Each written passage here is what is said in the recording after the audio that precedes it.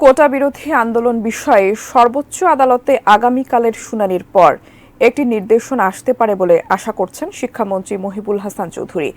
রাজধানীর আন্তর্জাতিক মাতৃভাষা ইনস্টিটিউটে জাতীয় পাঠ্যক্রম পোর্টাল ও বিষয়ভিত্তিক অনলাইন ট্রেনিং কার্যক্রমের উদ্বোধন শেষে সাংবাদিকদের প্রশ্নের জবাবে কথা বলেন তিনি। অনুষ্ঠানে তিনি জানান, বৈশ্বিক শিক্ষার সঙ্গে তাল মিলিয়ে এদেশের শিক্ষাক্রমেও পরিবর্তন আনা হয়েছে।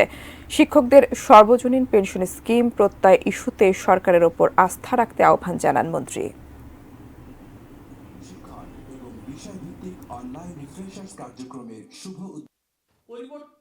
সর্বোচ্চ আদালতে এই বিষয়টি নিয়ে আগামীকাল একটি শুনানি হবে এবং সেই ক্ষেত্রে একটা সিদ্ধান্ত আসার সম্ভাবনা আছে। অনেকেই সেটা নিয়ে রাস্তায় নেমেছেন। রাজপথে সমাধান করা সম্ভব নয়। সরকারের নির্বাহী বিভাগ কিন্তু তাদের অন্তর্ভুক্তি সম্ভব হয়। অন্তর্ভুক্তিমূলক উন্নয়ন কিন্তু আমাদের অঙ্গীকার।